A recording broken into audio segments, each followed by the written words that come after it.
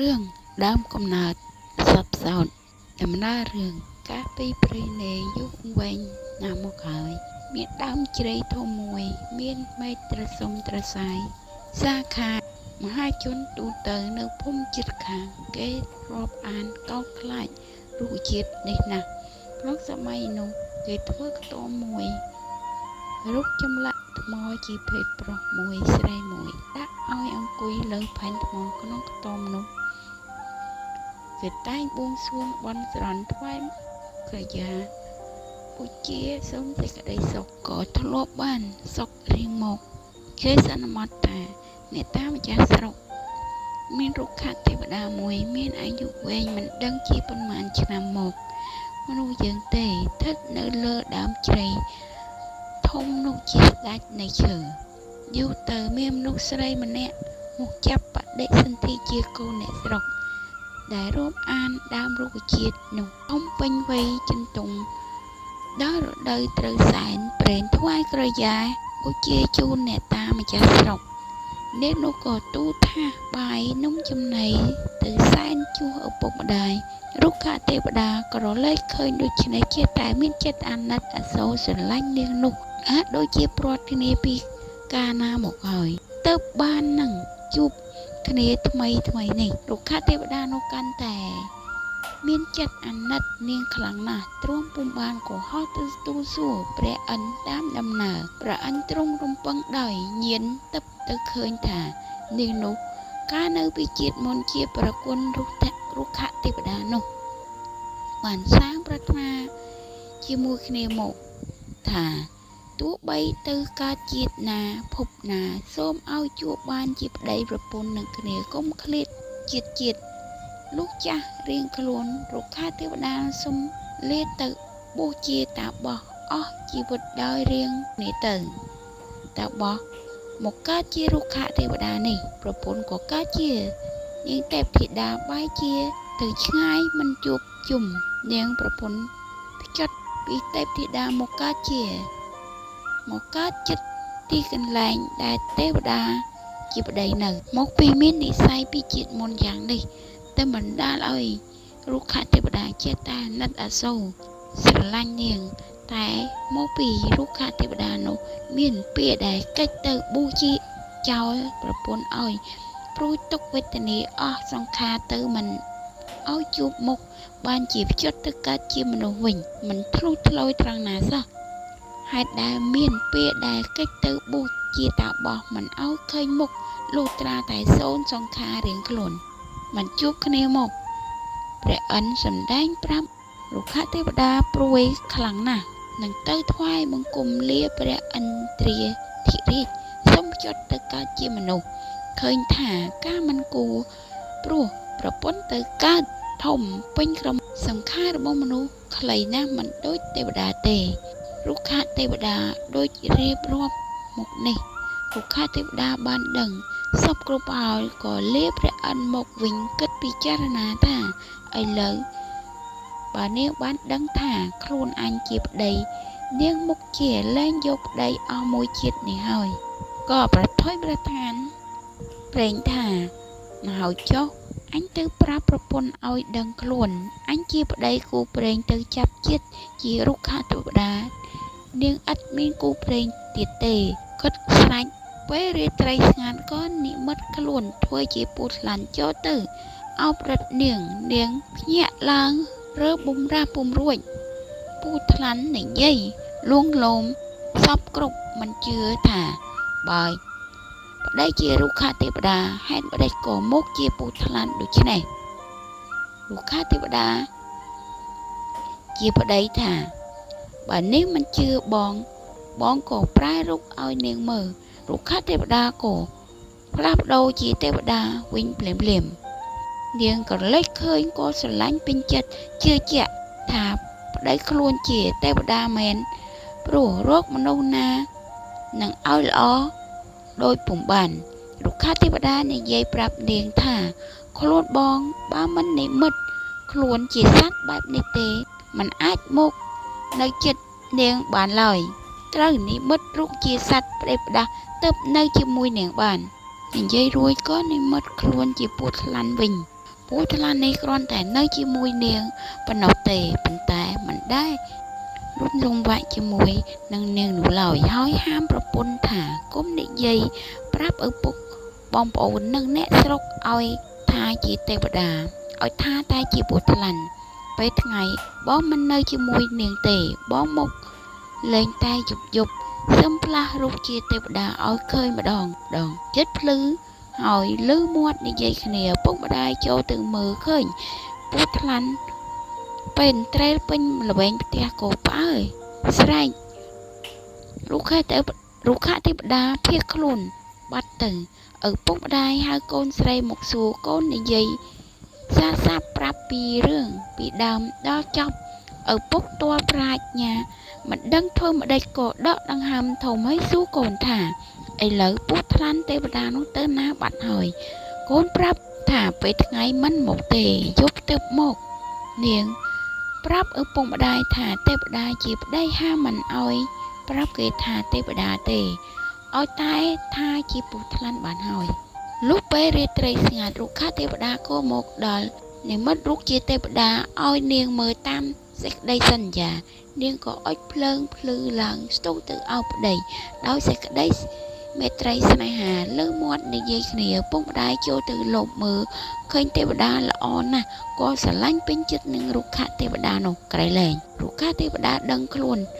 ឪពុកទេវតាលបមើលផ្លាស់រូបទៅជាពូថ្លាន់វិញភ្លាមឃើញធំត្រេលពេញបន្ទប់ផ្ទះទៀបលឺរុក្ខទេវតាប្រាប់ប្រពន្ធឲ្យនាំឪពុកម្ដាយទៅជីកយកកំណប់ក្នុងដំបូកមួយមានមាសពេជ្រកែវកងតុកទូថាជញ្ជូនមកដាក់ពេញផ្ទះឡើងទៅជាអ្នកមានធំយូរទៅក៏ជ្រួតជ្រាបដល់អ្នកស្រុកមកមើលឈូឆរពិតជាពូថ្លាន់ពេលត្រេនៅជាមួយនឹងនាងនោះនិយាយពីបុរសប្តីប្រពន្ធមានកូនក្រមុំមួយនៅភូមិផ្សេងពីនេះពីនាងមានប្តីពូថ្លាន់ចេះតែរំភើបក្នុងចិត្តនាំប្តីប្រពន្ធសរសើរថាវាសនាអ្វីគេល្អម្ល៉េះពីដើមឡើយជាអ្នកក្រដូចគេឯងសោះឥឡូវមានផ្ទះធំខ្វាត់ខ្វាយត្រឆឹងត្រឆៃមានគោក្របីដំរីសេះខ្ញុំកំដរក៏ក្រឹកក៏ក្រែងល្បីឈ្មោះថាចៅសួរសេដ្ឋីនេះមកពីកូនគេមានពូថ្លាន់ឲ្យកំណប់ប្រេងបុរសនោះតូចចិត្តនឹងខ្លួនឯងណាស់ចេះតែដកដង្ហើមធំចេះតែទន្ទឹងទាំងយប់ទាំងថ្ងៃប្រពន្ធឃើញប្តីក៏កើតទុកដូច្នេះក៏និយាយប្រាប់ថាខ្ញុំបានលើចាស់ទុំនិយាយរឿងមកថាសត្វពូថ្លាន់មិនដូចពស់ទាំងពួងទេតែងមានដំបូកធំក្នុងព្រៃហើយច្រើនពូថ្លាន់នៅពួតពេលនៅលើទីនោះគេថាពស់រក្សាកំណប់ប្រេងប្តីថាបើដូច្នេះព្រឹកស្អែកឯងដាំបាយឲ្យបងពីព្រឹកគុំឲ្យអ្នកណាដឹងបងនឹងដើរស្វែងរកពូថ្លាន់ពួតដំបូកក្នុងព្រៃធំបើឃើញបងនឹងចាប់យកមកធ្វើជាប្តីកូនយើងប្រពន្ធពេញចិត្តក៏ព្រមព្រៀងគ្នាព្រឹកឡើងដាំបាយពុជខ្ចប់សំណុំព្រមទាំងទឹកបំពង់ប្រគល់ឲ្យប្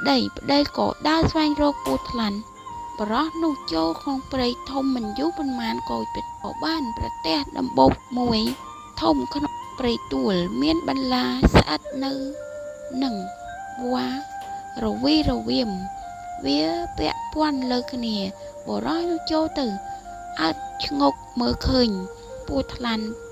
ពេនត្រេលើក្បាលដំបូកពស់នោះរស់នៅក្នុងព្រៃដំបូកនោះអស់កាលជាយូរអង្វែងណាស់មកហើយវាមិនដើរទៅទីណាសោះទោះបីអត់ឃ្លានយ៉ាងណាក៏ស៊ូទ្រាំនៅទីនោះពស់ក៏មិនរើបំរាស់ព្រោះវាស្គមស្គាំងអស់កម្លាំងស្ទើរតែកម្រើកខ្លួនមិនរួចបរោះយកឈើគោះក៏ទាំងមិនកម្រើកខ្លួនផងបរោះនោះក៏ត្រេកអរក្នុងចិត្តណាស់គិតថាពូថ្លាន់នេះពិតជាមានកំណប់ហើយបានជាស្លូតម្លេះក៏បោចពណ៌ស្រាក់ជាប់គ្នានោះបុរសលើកស្ពាយទាំងភ្នែនមកដោយធ្ងន់ខ្លាំងពេកគោឈប់សម្រាកតាមផ្លូវទល់ប្រលប់ទៅមកដល់ផ្ទះស្រែកហៅប្រពន្ធនិងកូនក្រមុំក្រៅរបងមកឲ្យជួយទទួលប្រពន្ធនិងកូនក្រមុំក៏ចូលទៅទទួលប្តីឪពុកម្ដាយឪពុកស្ពាយ ពស់ថ្លាន់ទាំងភ្នែនក៏ត្រេកអរឥតឧបមាលុះយកមកដល់ដាក់លើផ្ទះប្រាប់ប្រពន្ធថាពស់នេះស្លូតណាស់ត្រូវចិត្តបងហើយបើភ័ណ្ឌឯងមិនជឿ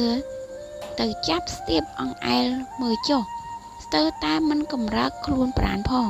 ប្រពន្ធលូកដៃទៅពាល់មើលឃើញមិនកម្រើកមែនក៏ចេះតែបំបោអង្អែលសរសើរថាកូនអើយពណ៌សម្បុរអ្នកអីក៏ល្អម្លេះដូចគេទៅនឹងទីបមាសថ្មីទោះបីជាហូរដែលចេះចង់គោះយ៉ាងណាក៏មិនដូចអ្នកឯងដែរពស់ថ្លាន់ដោយជាប់ចំណងផងហើយហេវអស់កម្លាំងអត់អាហារយូរថ្ងៃផងក៏ធ្វើតែភ្នែកភ្លឹះលិតអណ្ដាតផ្លែមប្រហែលជាក្នុងចិត្តវាឃ្លានប្រុងតែលេបមនុស្សប្តីតាំងបង្គាប់ប្រពន្ធនឹងកូនក្រមុំឲ្យវាយមួនស្លដាំបាយឲ្យឆាប់នឹងរៀបសែនព្រេនប្តឹងជីដូនជីតារៀបសំគុំឲ្យកូនយកដីពូថ្លាន់ប្តីរត់ទៅទិញស្រាមកប្រពន្ធដាំបាយស្លឆ្អិនដួសដាក់តុថាហើយបងប្អូនជិតខាងឲ្យយកជួយសែនព្រេនបង្គាប់កូនក្រមុំឲ្យរៀបចំទំនេរអង្គុយអ្នកស្រុកជិតខាងដែលមានបញ្ញាវាងវៃគេលន់មាត់នឹងបុរសនោះថាឈួតថាព្រើលគ្រប់គ្នាអ្នកខ្លះក៏រកពុទ្ធោអ្នកដែលត្រូវស្រាអឲ្យតែគេហៅចូលមកទៅជួយសែននឹងបានស៊ីផឹកសប្បាយលុះទៅដល់ជួបជុំគ្នាលើកពស់ថ្លាន់ដាក់លើកំរាលកំណាត់សម្ពុតសស្រោចចំណងឲ្យកូនក្រមុំអង្គុយទន្ទឹមពស់នោះក៏នៅស្ងៀមដោយគ្នាអត់អាហារមកយូរថ្ងៃហើយបុរសបង្គាប់ឲ្យគេលើកបាយសម្លទៅដាក់ឲ្យធុកទៀនសំបងសំរងបងប្តឹងជីដូនជីតាស្រូចស្រា3ដងរួចសែនព្រេនសំណាញ់នំចំណីបាយសម្លគ្រប់មុខដាក់ច្របូកចូលគ្នាមួយចានយកទៅចាក់នៅមុខផ្ទះហើយពួករងជើងស្នែងឲ្យស៊ីព្រោះជីដូនជីតាពិសារួចហើយលើកតុថាចេញមកក្រៅលុតភ្លើងតុកូនក្រមុំឲ្យនៅជាមួយពស់ថ្លាន់ក្នុងបន្ទប់នាងនោះប្រហែលជាខ្លាចពស់ដែលប៉ុន្តែនឹងចេញនឹងក្រាខ្លាចឪពុកម្ដាយព្រោះផ្សំដំណេកឲ្យពស់ថ្លាន់ហើយក៏ចេះតែអត់ទ្រាំទៅចំណែកឪពុកម្ដាយក៏នាំញាតិមិត្តស៊ីមាន់ផឹកស្រាឯល្វែងខាងក្រៅពស់នោះកាលមនុស្សនៅស៊ីផឹកមាត់អ៊ូអវានៅស្ងៀមធ្វើហាក់ដូចជាមិនដឹងខ្លួនលុះ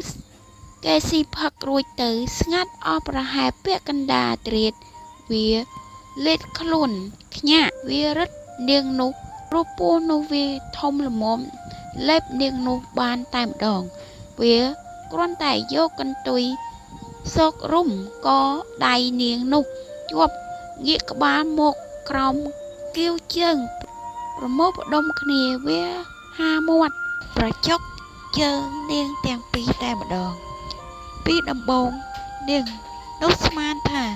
ពស់ថ្លាន់ប្រងរួមបវេនីនឹងខ្លួនបានជានៅស្ងៀមមិនមាត់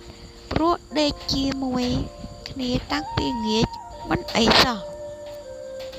បែរជាទុកចិត្តពោះបន្តិចទៅហើយលុះវាលេបស្រើតដល់ក្បាលជង្គង់នាងនឹកសង្ស័យថាពស់ថ្លាន់ច្បាស់ជាលេបអញពិតហើយគិតនឹងក្រោបក៏ក្រោបមិនរួចកន្ទុយពោះវារឹតដៃ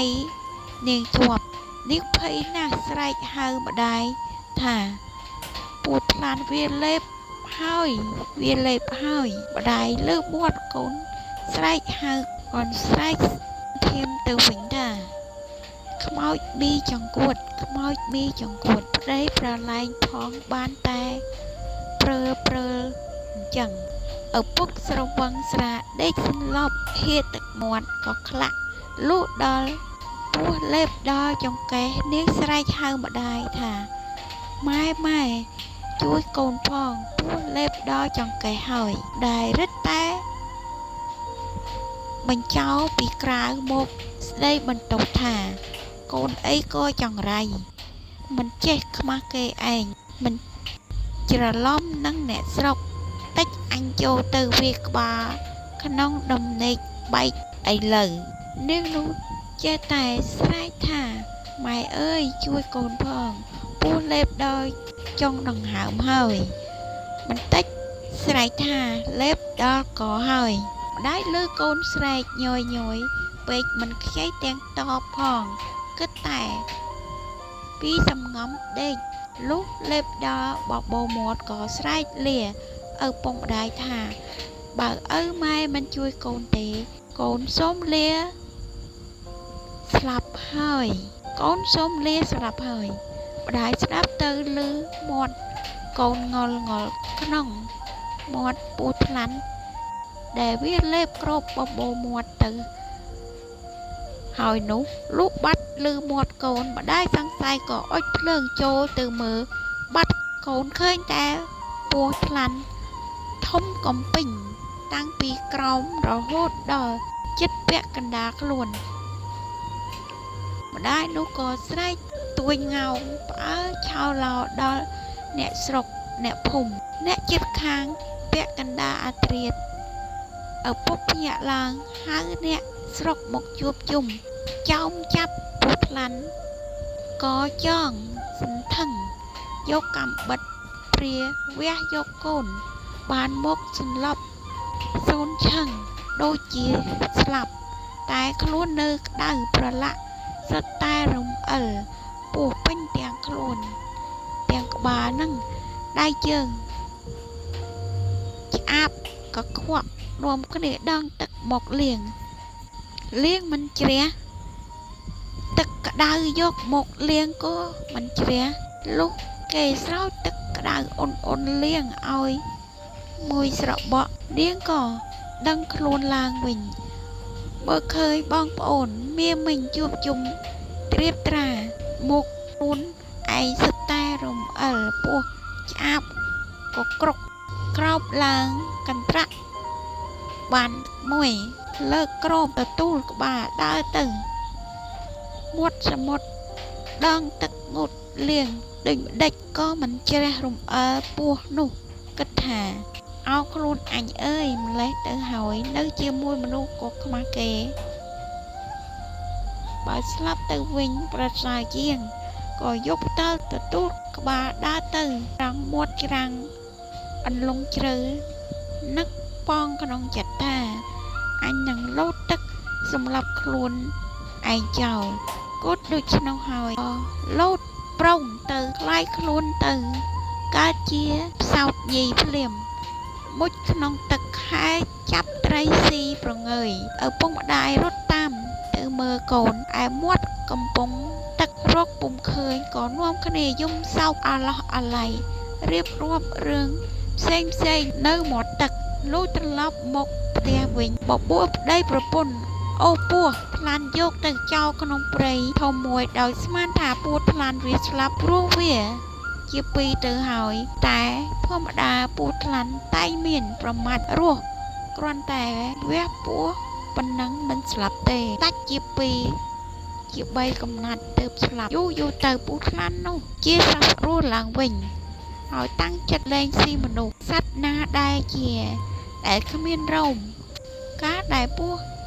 ថ្លាន់លែងស៊ីមនុស្សនិងសត្វគ្មានរោមក៏ជាទំនៀមទម្លាប់ពីត្រឹមនោះមករហូតដល់ឥឡូវនេះឯផ្សោតក៏លោតឯផ្សោតក៏កើតមានពីរត្រឹមនាងប្រពន្ធពោះថ្លាន់រហូតមកដល់សព្វថ្ងៃនេះក្បាលផ្សោតក៏ត្រងោល